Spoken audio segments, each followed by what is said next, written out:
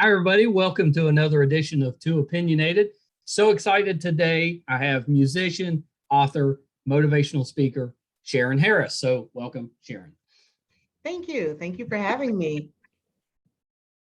Yeah, so we got to talk a little bit offline. So you're actually fairly close to me right now, a couple hours away. I know we should have just done this in studio. Had I known, I could have just, I actually had the day off. I take, you're in Dublin, Ohio, which is the home of the Memorial Golf Tournament. So I take my dad to that every May, around Memorial Day, and we go stay the week for the golf tournament. So I know Dublin a little bit. You know Dublin. I know Dublin a little bit. It's a nice little area. They've got a real nice downtown with restaurants and got a little walking bridge. That's what I heard about. Yeah, I'll go. That's where was it Bridge Park? That's where I'll be tomorrow. I'm here for Wendy's family night.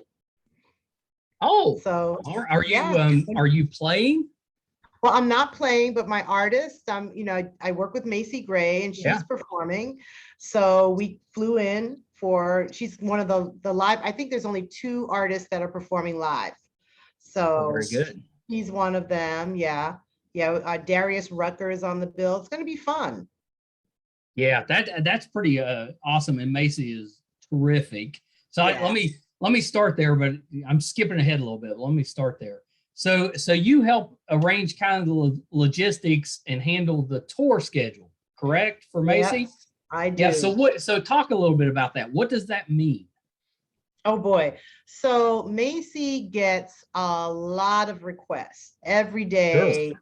I'm answering emails every day. We have a whole team. She has a whole team. And so I kind of interface with the management team.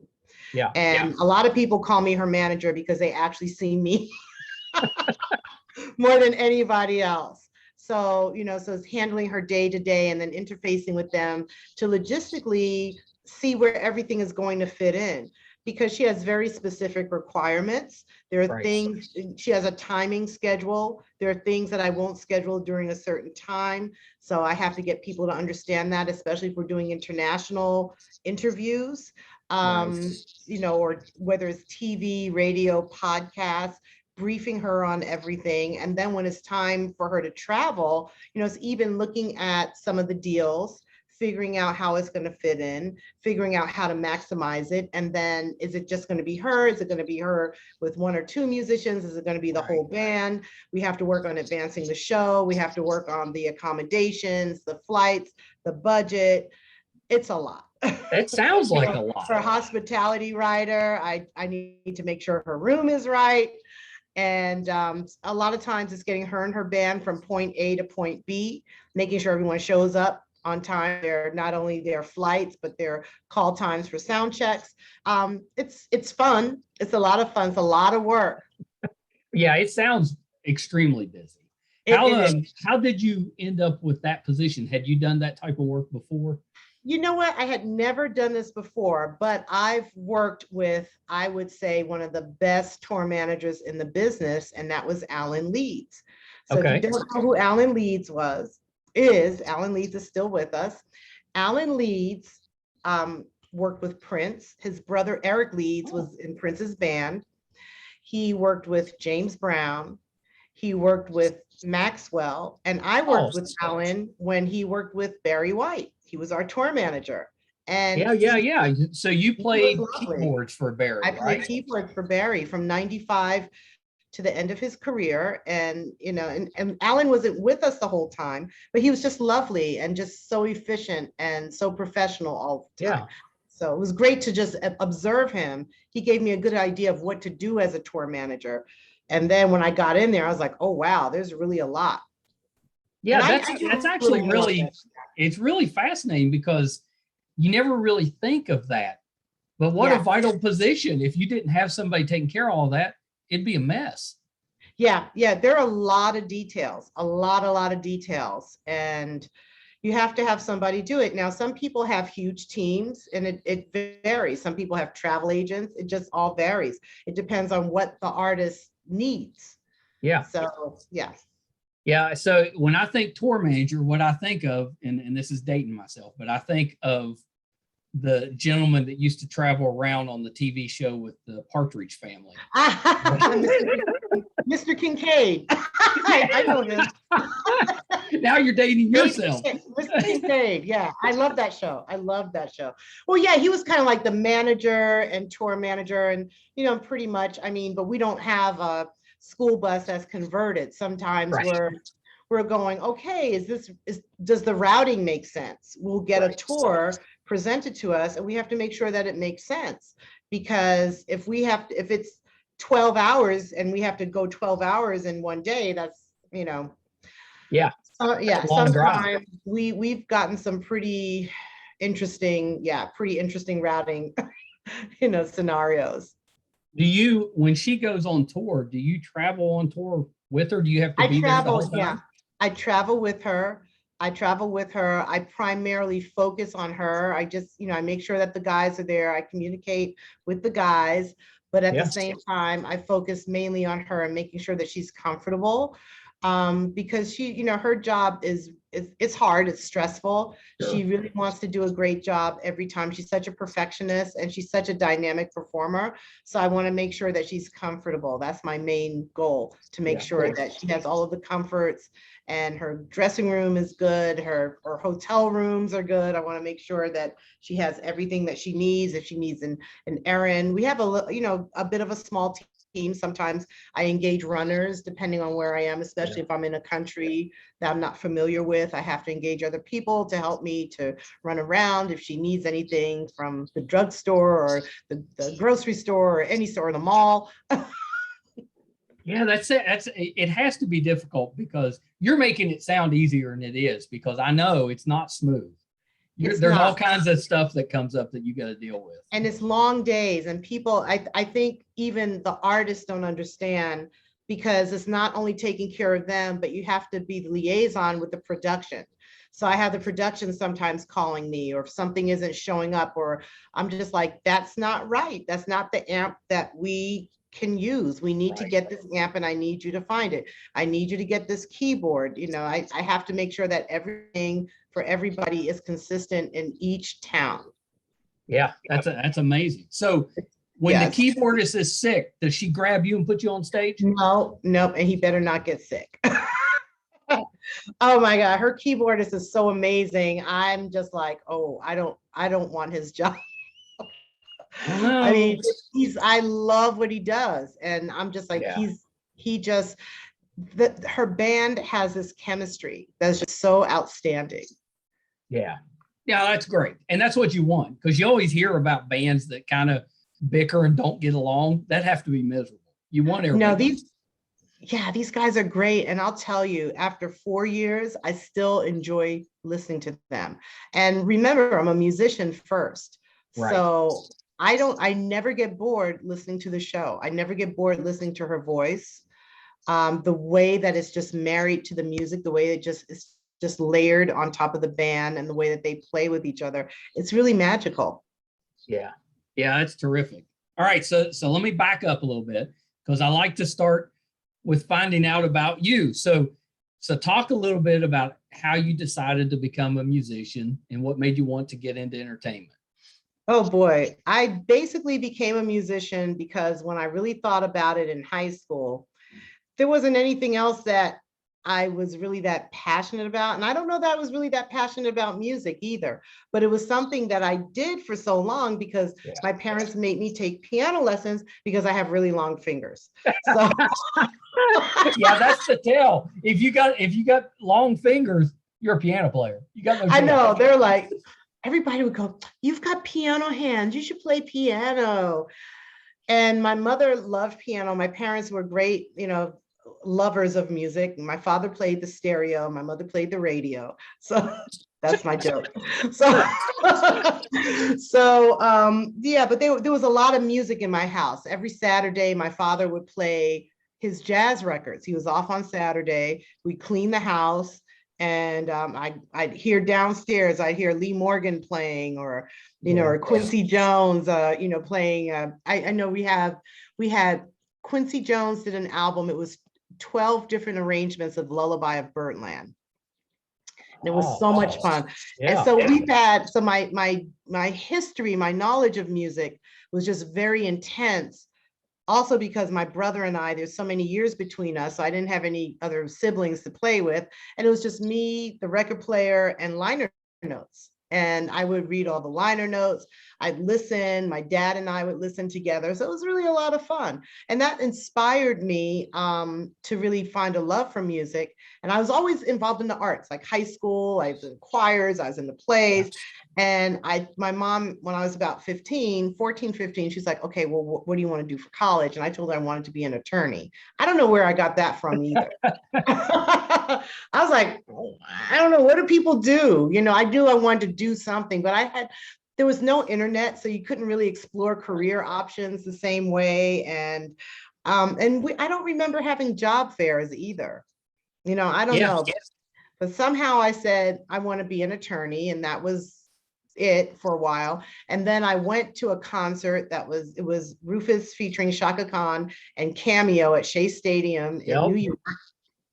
And this was probably, I'd say, it must have been late 70s because I was still in high school, and it just blew my mind because they were having so much fun. And I was like, oh my God, I want to have fun. That's what I want to do. I want to have fun. I did not know what fun was because I came from a lot of structure. Right. And my parents are like, they felt like such failures because and they were like, so are you going to be a music teacher? I said, no, I don't want to teach music. I want to play on stage. And they were like, huh? And I think they had a fear. Yeah. So my father used to hang out with a lot of jazz musicians, and he would kind of be like a little runner for them when he was a teenager and in his early 20s. And, you know, so he got to know just about everybody and got to, you know, just meet everybody, which was a lot of fun. But I think he may have saw some things that were really frightening, you know, of course, because, you know, the musicians, they had a reputation. Now, my mother told the story of how she was cursed out by Billie Holiday. How did that happen? So it was my mother and her cousin were going to the show. And my mother, she was a little fussy. She's like, well, I don't know if I want to see Billie Holiday and blah, blah, blah, blah, blah, blah, blah, blah, blah.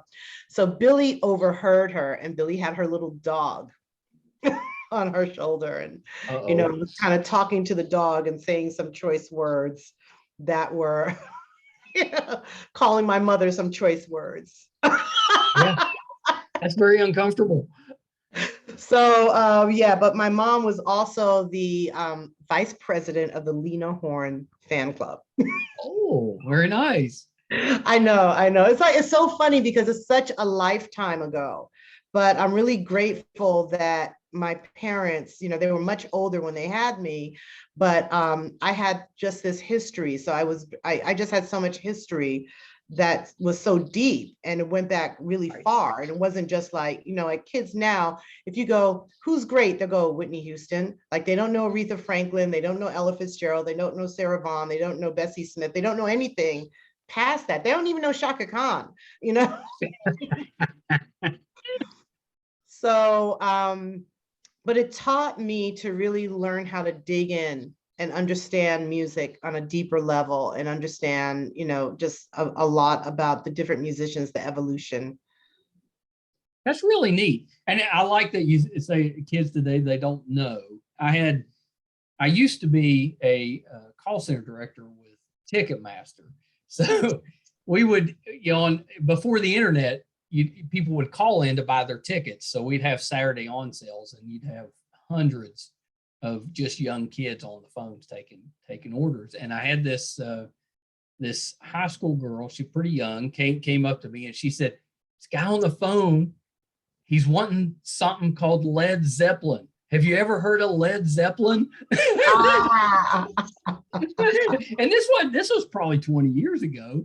Wow. That always amused me that, you know, that it doesn't take long for the next generation to forget the past if we don't play it for them. I know it's critical. And I love that my daughter, I have an 18-year-old, and she's kind of like a hippie. I go, what are you listening to? And she's like, Coltrane. Are you serious? She listens to Billie Holiday. She listens to Coltrane. It's the most hilarious thing ever. She listens to Alice Coltrane also. And a lot of people don't know about Alice. Yeah. His wife played organ and harp, and she used to have a TV show. And I remember watching a TV show in black and white. It was when television was black and white. So I'm dating myself now. But, or my father was really, this is because my father also was too cheap to buy a color TV for a minute.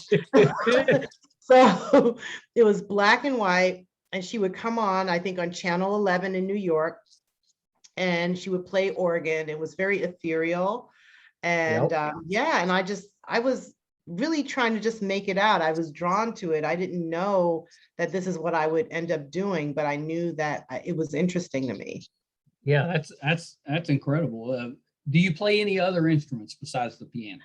So I grew up, let me see, I think flute was my first instrument, then violin.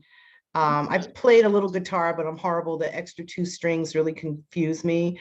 And then I played cello. And I think that's it. Yeah, I think that's it. And then I studied classical voice for a while. And I studied classical piano. And then, of course, when I went to Berklee, I started studying jazz and started doing contemporary music. Yeah, that's pretty well-rounded. That's pretty good. Did you get to sing any with Barry White? No, I didn't sing at all because he had background singers. Yeah. My job was just to play keyboards. How did that combination, how did you get hired to be Barry White's keyboardist? Okay, so I got hired to be his keyboardist without ever playing a note. That's risky on his part. I know, it was like sight unseen. So he was I got a call that there was an artist looking for musicians, and I go down, and my directions were to go to the Beverly Hilton Hotel. So I go to the Beverly Hilton Hotel, and there are all these girls dressed in black. Some of them had guitars, some of them had instruments. I was like, well, what do I do? I'm a keyboard player. I didn't bring an instrument. I was really confused. And a gentleman came and brought me up to a penthouse. And then there was another door that I went in. I met another man, a big guy. And then I go in, and there's Barry White. I'm like, holy moly, OMG. Because he was just towering. He had this beautiful smile. He's in silk pajamas with monogram shoes. I mean, it's everything that you think Barry White should be. Yeah. And he just has this voice that just would permeate your whole being. You would just I mean, it was just like rumbling and just so beautiful and rich. And he said hello, and I was really nervous. And I'm looking around, I was like, okay, there's no keyboard here, but I'm here for and I'm going, okay, but everybody was really sweet. And his daughter, might have been several of his daughters there, but I remember at least one of his daughters was there. And he sat me down, and we just talked a little. And he's like, so you went to Berklee? And I said, yeah, I went to Berklee. And he's like, oh, okay. And he asked me what sign I was. Yeah, I said Pisces. And he's like, oh, solid. My daughter's a Pisces. So he was Virgo, Pisces. He was really, really into signs. And then he's like, you have a passport? And I said, yes, I have a passport. And he says, are you available to travel? And I say, yes, I'm available to travel. And I tried to make small talk with him about one of his records, because I was like, oh my God, what do I say to him? Right. And he's like, okay. And another gentleman came in and says, all right, so you're available, you could travel. All right, you'll be hearing from us. And that was it. And I left. I was like, that is the strangest audition I've ever had in my life. And about 2 days later, I got a call. What's your address? Okay, we're sending something to you in the mail. And then about 3 days after that, I get a package of charts and a cassette. And I'm like, does this mean I have the gig?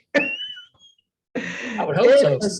But it was great. And I was able to stay for a long time, because so every time we would come home, Barry would change musicians or background vocalists. Right. But I was fortunate. I was never swapped out.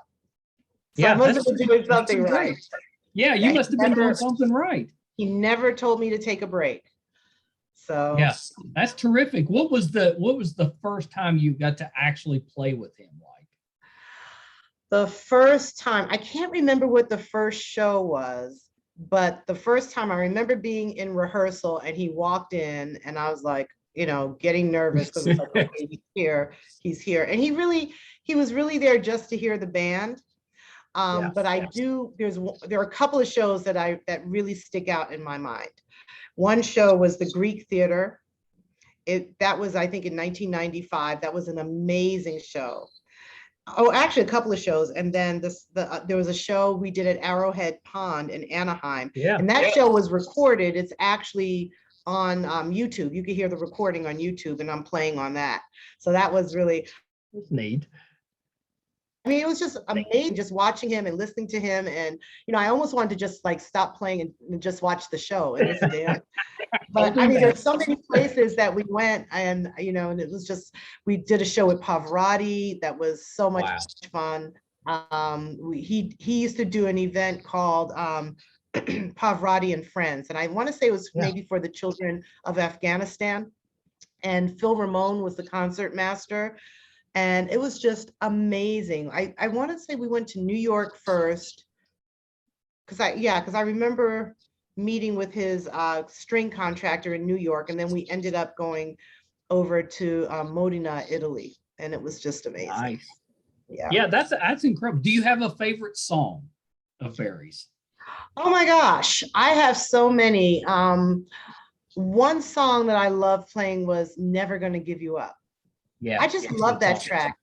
Because it's so mysterious. That's probably, I think that was probably my favorite song. Yeah, that's a great song. That's a great song. And you've gotten to work with some other musicians as well. Yeah. I got to work with a few. Yeah, I thought I saw that you'd worked with MC Hammer and Billy Porter. Is that right? Yeah. So with Hammer, and I worked with Hammer shortly before I worked with Barry. It might have been that same year. Gotcha. He had a track called Pumps in a Bump, and he was putting together this massive band to play the Arsenio Hall show. So I got to do it, and he flew a bunch of us up to his compound in Oakland. I think it was Oakland, it was Northern California anyway. And he had it was like an industrial park. So we rehearsed there, and we flew up, and we were just going in and out of rehearsals. The dancers would come in and they would do the dance. And then we flew back to LA. We did the show. We did Arsenio Hall. And I saw a clip of it on VHS, but it's really blurry. Yeah. I probably have seen you. I used to watch Arsenio all the time, because I'm guessing that was probably late 80s, early 90s, somewhere. Yeah. And then Billy used to do cabaret shows in LA. And I got this call one day. "Hello, Charyn. This is Billy Porter." Oh my gosh. And I was like, "Oh, what can I help you with?" You know, I'd like for you to work with me. And we did a couple of shows together. And it was so funny. I was going through some old cassettes, and I ran into a cassette that he sent me of the songs that he wanted to do. And I still have the charts.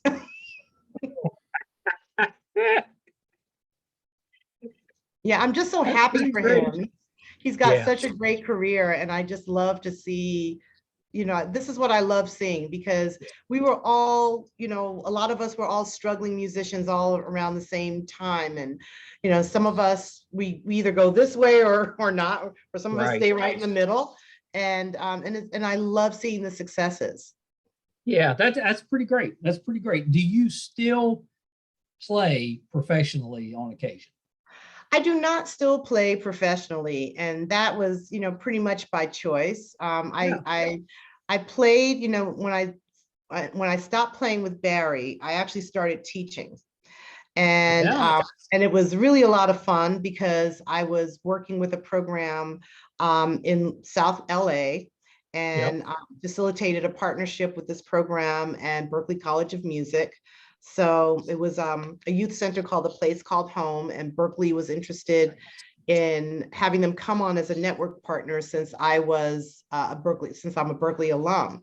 So Right. they were expanding their program for high school kids. So they asked me to come on as a partner, which I did. And it was a great partnership. I think a good 15 years or more that I was able to send countless kids to Berklee. But it was so much fun doing that. Yeah. And it was also like, I mean, quite honestly, if I'm not doing something like Barry, I really don't care about being on stage, to tell you the absolute truth. Right. Because for me, playing music is very personal. I'd like to maybe someday find a piano bar and just do it, because I just think it's good for the soul. It's good when you can touch people doing what you do, but it's not about the fame and the fortune. There are some people who are just like, I have to be on stage. I have to be on stage. Right. And I just don't feel that that's me, but I enjoyed that part of my life. And I really worked hard to get there. And at that point, it was all about being on stage. I mean, I did a lot of gigs and I paid a lot of dues. And, and I was carrying my keyboard around in the middle of, oh my gosh, in Harlem. And That's awesome. It has to be rewarding helping younger people, especially talented younger people, kind of help them along with their dream. It is. And I think that is when I said, I think this is my purpose. Yeah. And what I really love doing is showing young musicians about musicianship, how to be a good musician, how to play, how to come in so that you're ready, so that you have the etiquette and people know that you're serious about what you're doing, and developing habits, because that was the one thing that I really mastered, is having good habits, being prepared, being able to listen, being able to communicate, doing what I'm supposed to do. Because I noticed like a lot of younger musicians that I would work with didn't want to read music. And I just said, okay, if you don't read music, you're limiting yourself. If you don't invest in yourself and invest in this part of your skill set, that's going to come back to haunt you, because this is something that you need to do. So I started looking at the habits and making observations around who had good habits, who didn't have good habits, who had their hustle on, who didn't have their hustle on, and who was just complacent, and how that plays in sustainability in one's career. Yeah, I love that. So in addition to all of this, you've also found time to write a book. So was these kind of lessons that you learned while you're teaching the younger people, did that help you with the basis for the book? Is that a connection? Well, I think they pretty much inspired me, because they kept asking me questions. I still get a lot of questions from students that I've taught years ago, and they'll call me and they'll ask me for advice. And I kind of was getting a little exhausted of jumping on the phone all the time and saying the same thing. And I said, so one guy called me and he said, Charyn, I need some answers about blah, blah, blah, blah, blah. And I said, you know what, I'm going to send you an email. And then I didn't talk to him for a little bit. And I said, I wrote a book because I just figured that there was a need for it. And it was something, we were all in the pandemic. I had a lot of time on my hands. I wasn't out touring. And I just, every day, it took me maybe about 3 months, but I just really, again, it's the habits, it's the focus. I dug in, I wanted to get it done. I wanted to get it completed. It's hard writing a book and making sure it's consistent. So, but my students really inspired me, because I knew that they would still have questions. And not only them, I started to meet other creatives who had the same questions or something else, or were dealing with imposter syndrome, or, just their confidence levels, or they don't know where to go. They're living in a different town. So a lot of these subjects, I've probably come across all of them or more. And then I was doing a lot on Clubhouse also, because Clubhouse was like all the rage when everybody had nothing to do. Yeah, I know. Last year. So I love the title. So it's The Art of War for Creatives. Yes. So are you a Sun Tzu fan? I am a huge Sun. Can you tell? So I've always loved self-help books, and I like business. So after I went to Berklee, I did go on to get my MBA, and I thought that gave me a little bit of an advantage, because I had this career as a musician, but then my other part was really business. Right. And fusing the two of them. And people would say to me, are you going to get your master's in music or a doctorate in music? I'm like, I kind of find it useless unless you plan on becoming a professor. And I was kind of grappling, is that what I want to do? But I grew up, I would say after Berklee, I had so many friends that were in the music business. And then I had my friends who were musicians. And, so I had just these different buckets of crowds that I would connect with. How do I bring all of that together? So having a sense of business to me is really important because a lot of musicians don't. And when I looked a little closer, it was the musicians who did have a great sense of business that were able to really be innovative. Like for instance, Randy Jackson. And I knew Randy when he was, Randy was, he was contracting musicians. He had a business partner and they were contract musicians for gigs. And Randy used to hire me when he was working at Columbia. He was at Sony Records for a while, and he would hire me for sessions. And, we had some friends that we would hang out with. But I noticed it's like when you have friends who are like, hey, Randy, hang out and hire me. I didn't want to be that. Right. But I was looking at where Randy was going, and Randy was able, because he's an amazing musician. He's brilliant. He's got an amazing personality, and he's just able to maneuver. So I just kind of looked at what Randy was doing. And another one that I really observed was Ricky Minor. And I love that Ricky Minor kind of cornered this market. And if you don't know who Ricky Minor is, he also contracts a lot of musicians, hires a ton of musicians. He's the musical director for almost everybody's show. But I saw where he was doing something nobody else was doing, among our crowd. And it wasn't new, but it was just that he was doing it in a certain segment of music. And that was being able to say, look, you need a band for your artist. I'll get the charts together. I can do this, I can do that. He set it up as a business. And I always admired him for that. Yeah. That's stuff you don't, especially if you're trying to just get started, you never think of that stuff. Yeah. And it's a small investment. It's a really small investment. Even if you say, I'm going to take a year, 2 years, 3 years. It's just like if you're going to go on to, get your MBA or go on to grad school, to get a doctorate or higher education. It's an investment. And I think making that investment is going to pay off if you're able to focus and look at the end game. So I look at backwards engineering a lot. What do I want to do? Where do I want to end up? And that's going to help guide me to that final destination. Yeah. So is there any direct correlations between the art of war and the art of war for creatives? Absolutely. So what I did was I built the art of war for creatives off of a lot of the quotes of Sun Tzu, like keep your friends close, but keep your enemies closer. Right. You don't think of that in the music industry. No, you don't. But, also there's something about conquering the enemy. Now, one thing that I point out in the book is that you can be your own enemy. Most of the time, a lot of musicians are their own enemies. They shoot themselves in the foot. Oh, I've seen it all the time. I've seen it too many times where I'm like, oh, okay. So give me an example. What would be an example? If you can get your ego out of the way. There are a lot of musicians. I mean, I can't name names, but but I know some musicians that did not get as far, who were extremely talented and did not get as far because they couldn't get out of their own way. So they were their own enemy. Jealousy, there's jealousy. And how do you conquer all of this?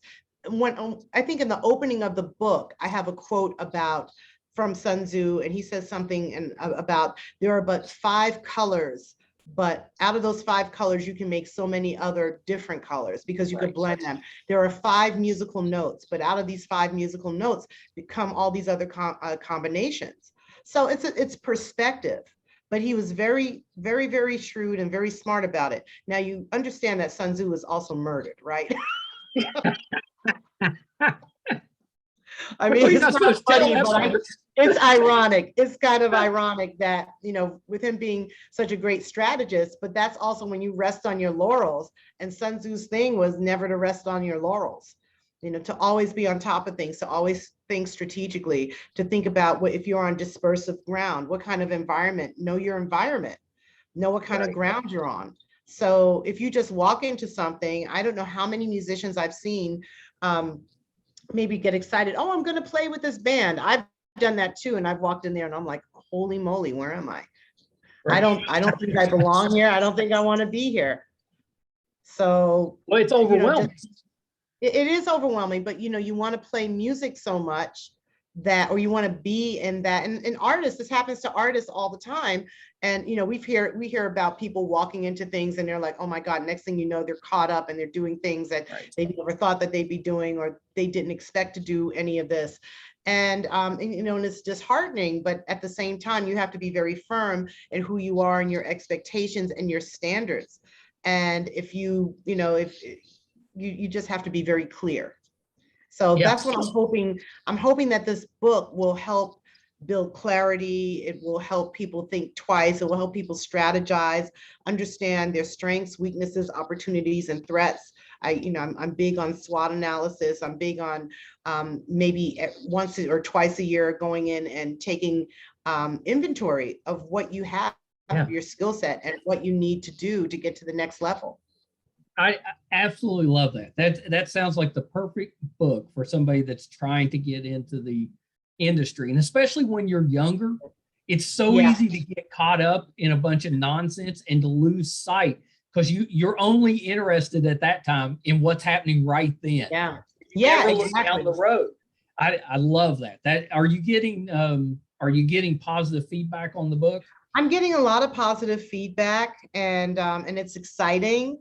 Because we just did a soft launch, because I just snuck it out. I said, let me just see what's happening with it. Because here's the thing, a lot of people in the industry, there's a ton of books on how to get a publishing deal, how to market, how to get on TikTok, but you get there and then some people are like, I'm scared. I don't know what to do. They don't have the tools to just move past that anxiety. And that's how I work, with the book. I have a course. I have students, or not students, I should say clients that I coach as well. And I help them move beyond these barriers and these pain points. We just kind of strip away and say, okay, where is it coming from? Sometimes it comes from childhood. Sometimes it comes from their parents' trauma. Sometimes it's from their community, because there are all these elements that make up who we are. And, and how we get there all different ways. Right. So, whatever you're influenced by, you could live in a community. And I know that there are some countries, I've met some other musicians from other countries, and they're like, we're not supposed to really kind of like pat ourselves on the back when we do something. We have to be just very, kind of timid and very modest. Right. And, and when you're a creative, it's really not about modesty. Yes, there's decorum, of course, but that modesty can be made to suppress your ego. It could be made to suppress your art, and maybe you're not allowed to shine. So I'm hoping that people will shine, no matter, everyone's not going to be an artist, but I still want people to shine in their art. You can do it on the side. You can make money from it as a side gig, a side hustle, or you can do it in the forefront. But you should not have to diminish who you are creatively for anything or anybody. This is an important I love that. part. I love that. Are you creative in any other way? Oh yeah, I am. I love home improvement projects. I was on HGTV once. No, you weren't.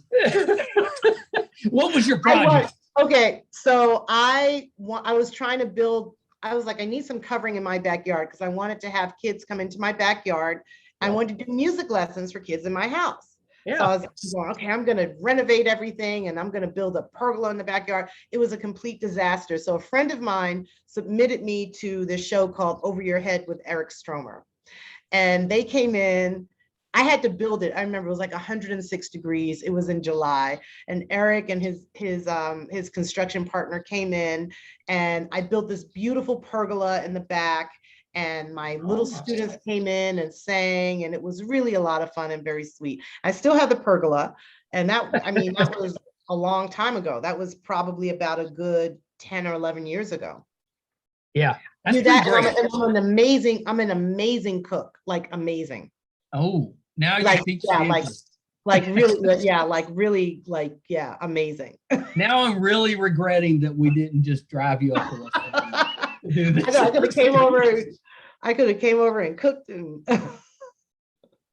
Yeah, we could have done this over dinner. I know. My mac and cheese, like Macy won't call anybody for mac and cheese but me. She's like, I need you to come over and make some mac and cheese. See, that's the way, she can never get rid of you because I know. It's my mac and cheese. It's my mac and cheese. Loves the mac and cheese. That's the way. My mac and cheese. No, and I enjoy it. I really enjoy it. I just, my favorite thing, I just bought an air fryer. And I love it. Oh my gosh. I've been going crazy and I've been posting videos on social media because I do like these little eggplant, I call them like eggplant fries. Yeah. So good. They're so satisfying. I've done wife buttermilk loves fried eggplant. chicken. Oh my gosh. It's fun. Yeah. We got to do a whole nother episode just on food. Oh yeah. Oh, you know what I make? I make Jamaican ginger beer. Oh my gosh. I love ginger beer. It'll put you on butt. I'll tell you that. Well, that's the stronger the better. That's what I was going to ask you. How strong? Yeah, I ferment it for a couple of days, and it's yeah. I'm thinking about. I'm like, I should bottle this. You should. Yeah. Yeah. Just send me a bottle if you decide. I don't know if it'll make it. It'll explode on the way. Oh my gosh. See, that's a ginger beer I need to try. I know I have to figure out the packing process for it because it's pretty potent. So you've also been podcasting some. I have. I started podcasting because during COVID I was like overdoing it. I'm an overachiever. I have, I was, so I've been. Are you talking about things that are in the book, or that is it motivational? Yeah. It is in the book. It is motivational. It's called The Musician's Guide to Grit. And because resilience is something that I discovered a lot of musicians don't have. Yeah. And we go out, we start like, oh yeah, I'm going to be a musician. And then it starts like, oh, I'm going to do something else. This is too hard.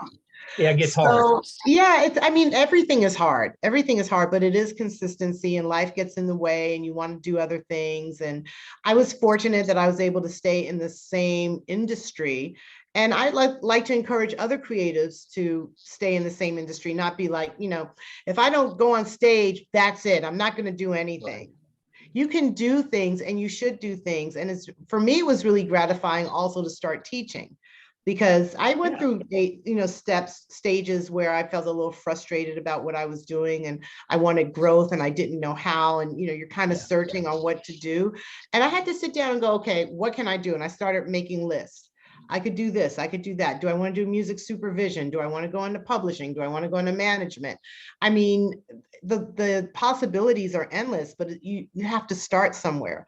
So with the Musician's Guide to Grit, you can listen to it. You can listen to stories about resilience, how to get resilience. I have a new one coming out with Sean Skeet, who is one of the esteemed professors from Berklee College of Music in the percussion department.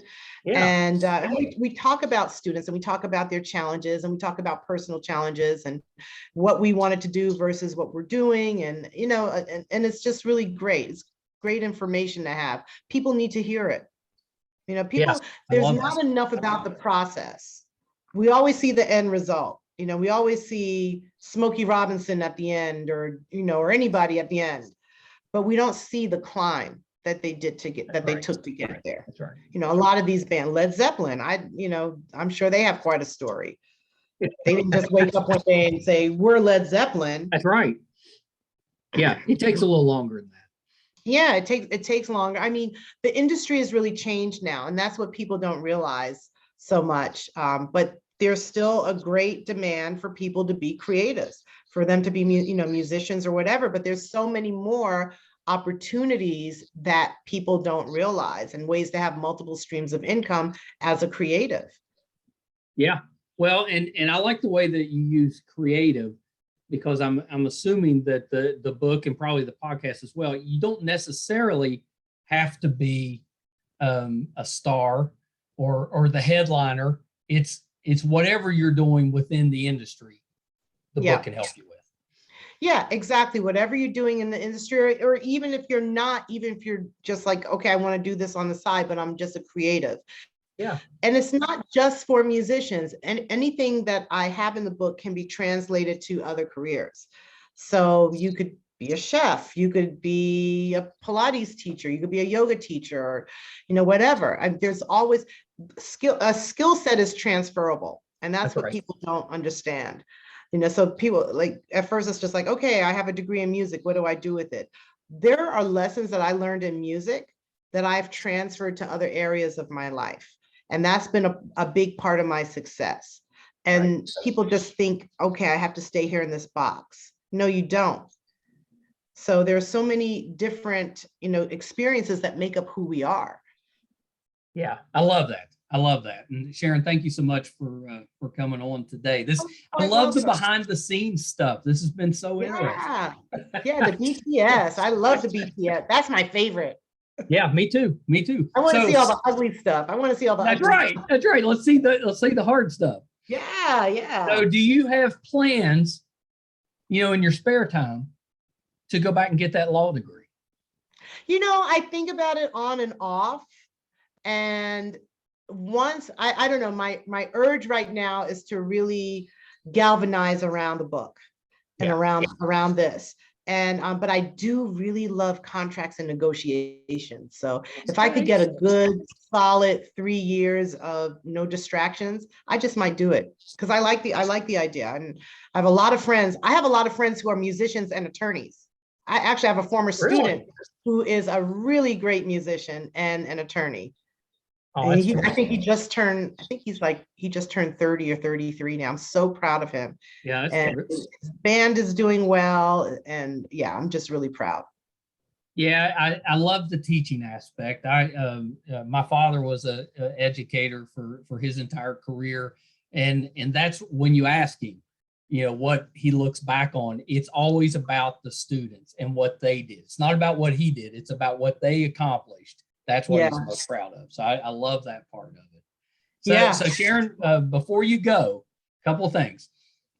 Is there anything, I think we've hit everything, but is there anything else that you've got going on that we can kind of keep an eye out for? Well, I think we covered a lot. Now, if anybody's interested in the book, I can tell them where to go, unless you let's talk about all the social media and where we can find the book. Yeah, you can find me on social media. Sure, thanks. Follow me on Instagram at Charyn Harris. And I spell Charyn differently with a C, Charyn Harris. So you can follow me on social media. And you come right up when you type that in. Yeah. I found you easy. You found me already. So I have links to the book in there. I have a Facebook group called 10X Your Music and Creative Career. I'm on Facebook at I am Charyn Harris. So that's another way to follow me, to keep in touch. I just try to keep it really refreshed so you know where everything is. As far as purchasing the book, right now it's available as an audiobook. As an ebook. We're working on the audiobook. There's a workbook. There is a bundle that includes a mini course.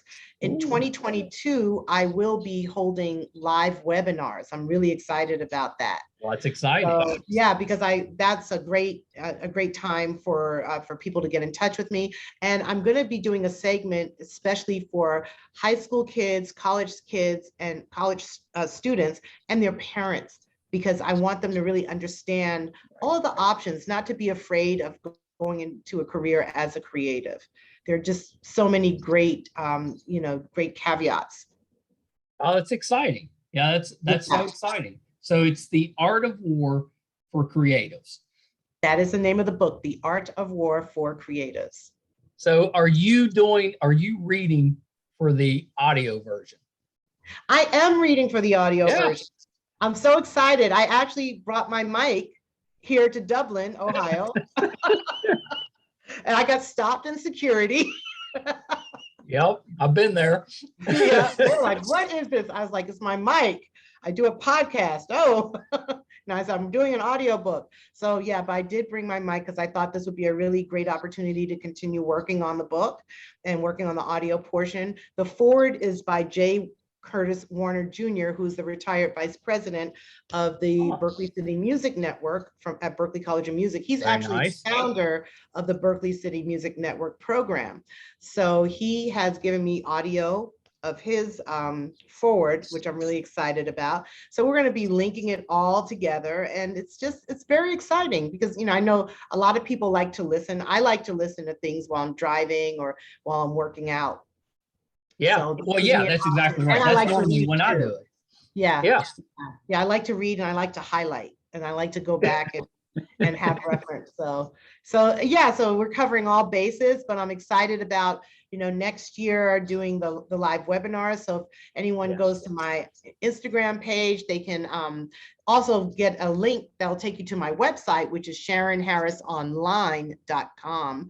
And you can sign up. That way you can follow me and get all the news once we start our courses. How exciting. Yeah, you're so busy. Oh my gosh. And in the meantime, working with Macy, I have other clients that I'm really excited about. So yeah, but I love it. Are you working with some up and coming clients? I am. I have a client who is a really dear friend of mine. Her name is Lisa Dietrich. And Lisa and we started writing many, many years ago. I've known her forever. Yeah. And she would go, Charyn, I'm going to write. I'm going to do this. I'm going to do that. I mean, I heard that forever. I'm like, oh, okay, Lisa. All right. Yeah, sure. And I go, Lisa, you need to do this. Oh, yes, Charyn. And then she goes, okay, girl, it's time. I'm going to do it. So she did, she put out something and it did okay. And she was just kind of doing it for something for her dad.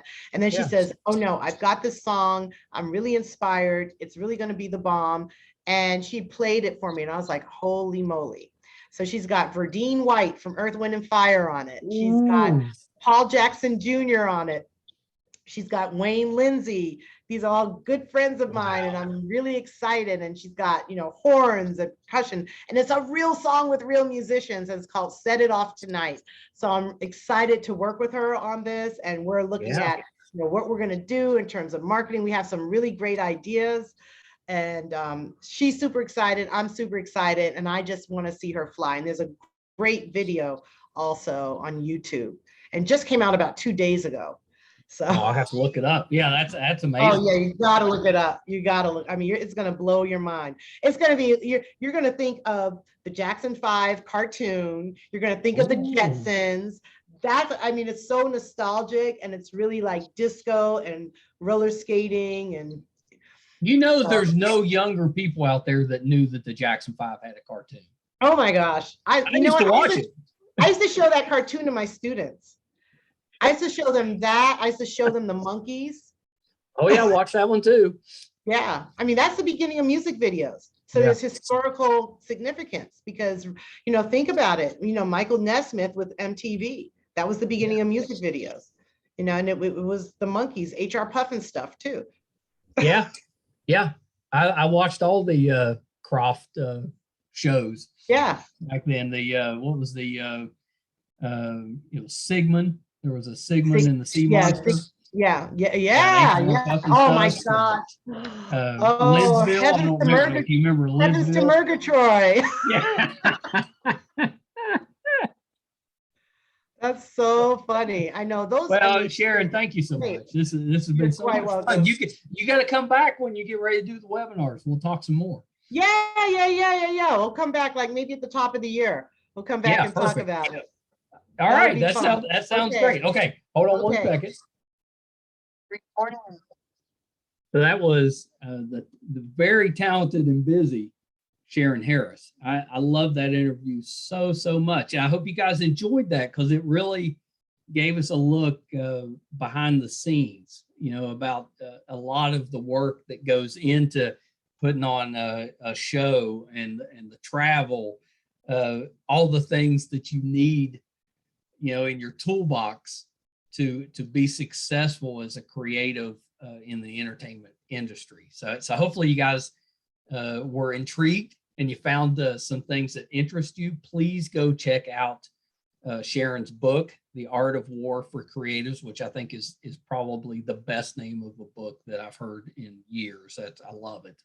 Such such a big Sun Tzu fan. So I can't wait to read the book. That's terrific. Thank you guys so much for tuning in again this week. Do not take you guys for granted. You keep coming back week after week. We appreciate it so much. If you haven't done so yet, please check us out on YouTube under MeisterCon Pod. We're closing in on 300 episodes. I guarantee you'll find somebody or something that you like, you're a fan of, you're interested in. Please check that out, like and subscribe. You can also find all of those episodes, audio and video, on our website, meistercon.com. So definitely check that out and let you know anything that we're doing in the studio, any conventions that we're going to. Brett does a terrific blog that's just geeky and fun. He's such a good writer. So definitely check that out.